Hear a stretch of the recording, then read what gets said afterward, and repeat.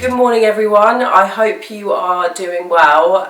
Apologies for no upload last week. I was actually poorly for the first time in about a year I think, so I just had a bit of a cold and I was feeling a bit under the weather, so I was still up and about but just at 50% capacity, so it just wasn't that much fun. Anyway, I'm feeling better. I still sound nasally as hell, so bear with me, but yeah, feeling better.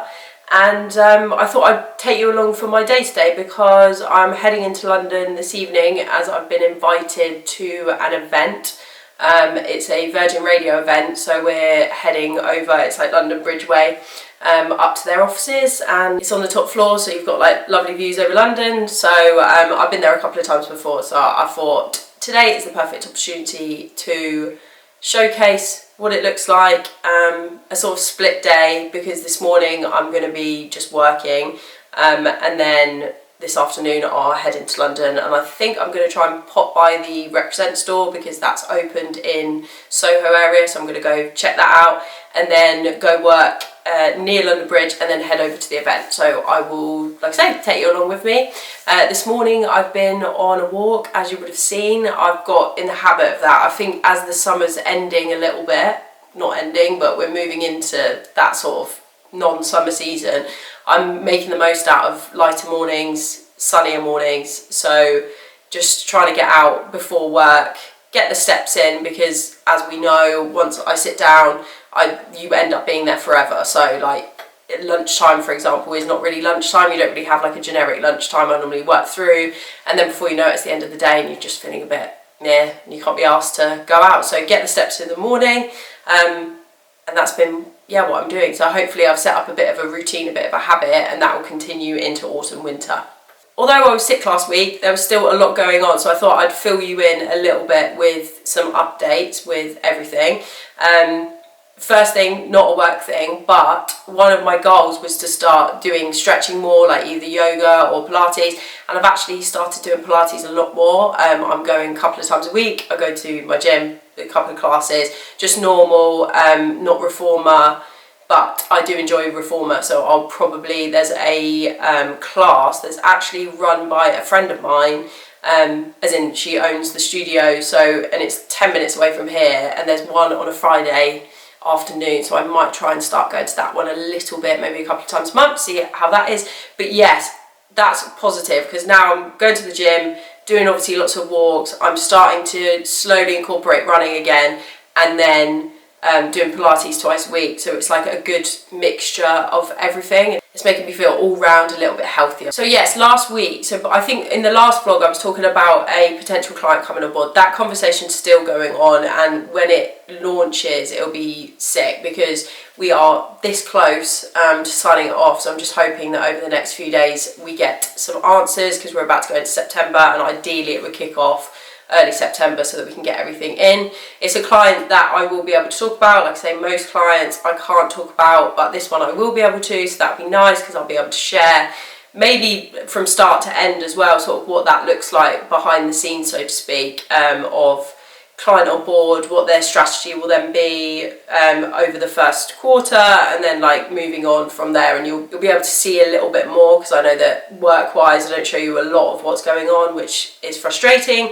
But the more clients that we get on board like this, I don't want to say fun, but the more fun ones will be better to showcase as well and to chat to you about. So hold on that at the moment, and I will update you hopefully in the next video that I make. It will be saying about signing them off. The other new prospect that I'm not sure whether I mentioned, but we basically, me and my ex-colleague who I talk about sometimes, who we're sort of semi-business partners, we're not in the same business but we work together, we used to work at an agency together. We've worked at a couple of agencies together, but this one in particular was about 8 years ago.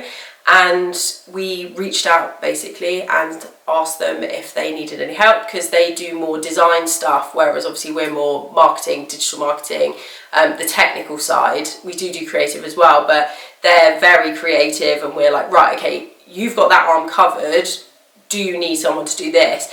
And it turns out they did. So we went for a couple of meetings with them, and that has been rolling quite quickly. And essentially from today, we need to get going on, they've got a client that they've got a big campaign for, and we will be running it essentially. So we need to get everything sorted strategy wise so that we can start rolling it out over the next few months. But it's interesting because one thing that I always talk about is how you need to keep your network solid, so over time, because you never know what's going to happen in the future. And if you burn any bridges and they come back round again, you know that you can't knock at that door again. So keeping a good relationship with the owner of the company that took me on 8 years ago, and at the time I wasn't an exemplary employee. I was young, I was learning, I was new to the industry. It was different, it was a change of pace. So like, I'm not saying that I was perfect in any way, shape or form, but it was more about what happened afterwards, keeping that connection, making sure that every single touch point that you either have with the owner of the company or anyone that works there or anyone associated with them is a positive one, so that when you reach out again, they're not like, well, I'm not going to work with you because you're unprofessional or you were a bit of a dick to me, like, or to my family members or anything like that. So it's just about making sure that those relationships are kept, because now you come to it and you go, okay, cool, that's an extra X amount of money per month. And that's guaranteed for the next at least 4 months, because it's sort of a retainer project. So that's guaranteed for at least 4 months. It's a project that repeats every single year. So if we can do a good job, that might come back next year. There might be stuff in between January to September that they might need help with as well. So we can get involved in that. So yeah, my one big thing on the back of that is just keep your connections good. You never know when you're going to need people in the future and when things will benefit you and benefit them in the future. So just make sure that you're just nice to everyone. I don't think that that's a difficult thing, but especially in business, it's easy to stab people in the back sometimes, but just avoid it at all costs. Something that I've been thinking about with new clients coming on board is how your mindset changes from employee to employer. So although I wasn't in sales, I was quite high up in the agency that I was in. So I was involved in new business and new business pitching and the financials and stuff like that.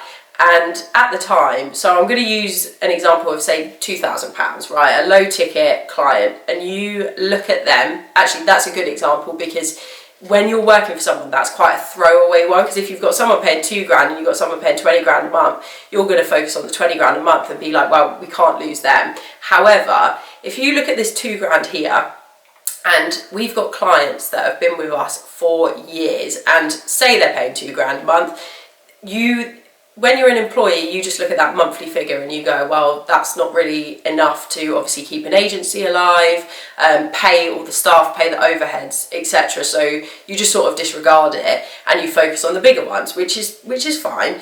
But then when you go to an employer and you look at that £2,000, you don't look at it as 2,000 anymore. You look at it across the year, because you're like, if I can retain this client over the course of the year, then that's going to be 24 grand that's just added to my turnover for that year.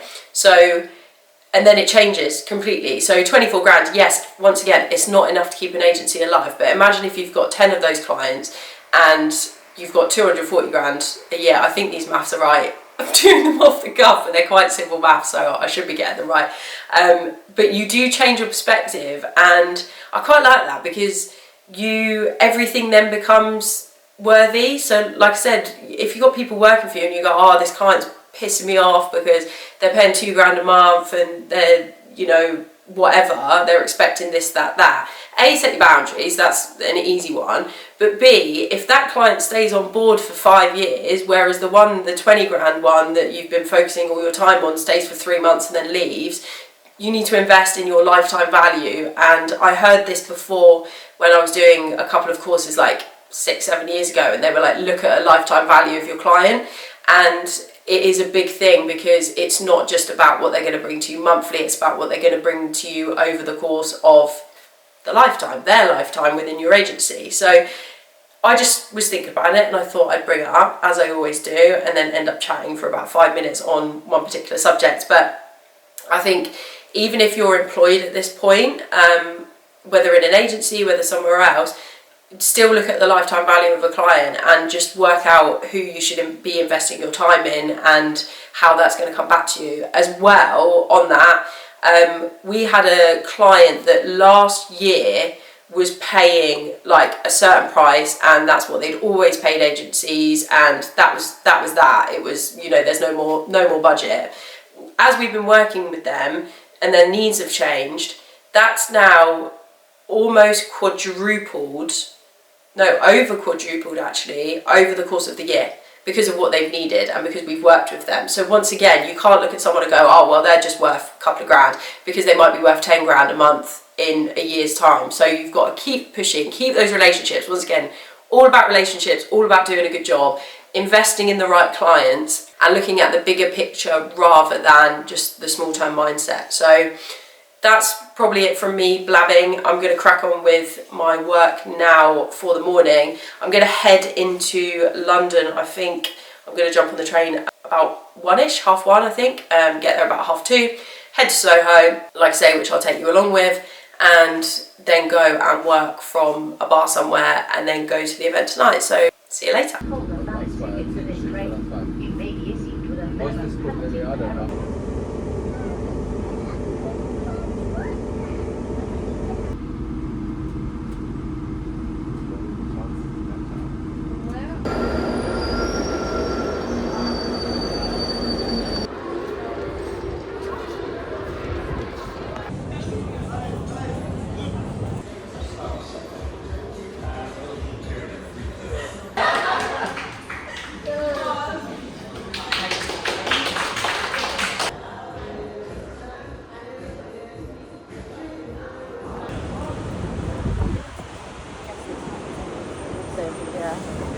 Dances maybe. I think it might be the home.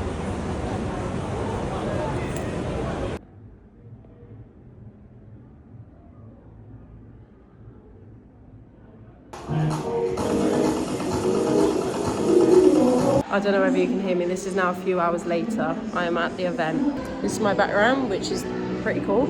And yeah, I'm just at the event now, so I'm going to have a good time. Put down I'll film some bits, but put down the camera.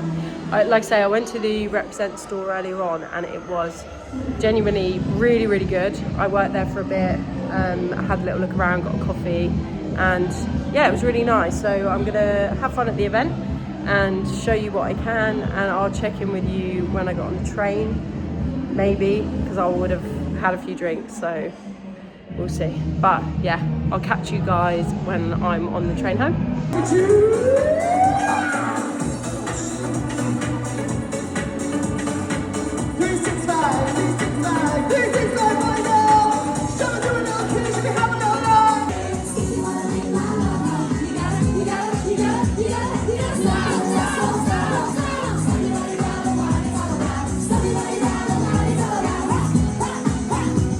I'm going to close off. It's now dark. The last time I was here it wasn't dark, but I'm going to close off. I think I've got a train ride home, so I might show you that, but otherwise it's been a good day in London. I don't know whether you can see, but yeah, I'm in a boardroom at Virgin Radio and I've got London behind me, so pretty cool. But yeah, I will close out here and I will see you in the next vlog. So thank you so much for watching, and I will see you soon.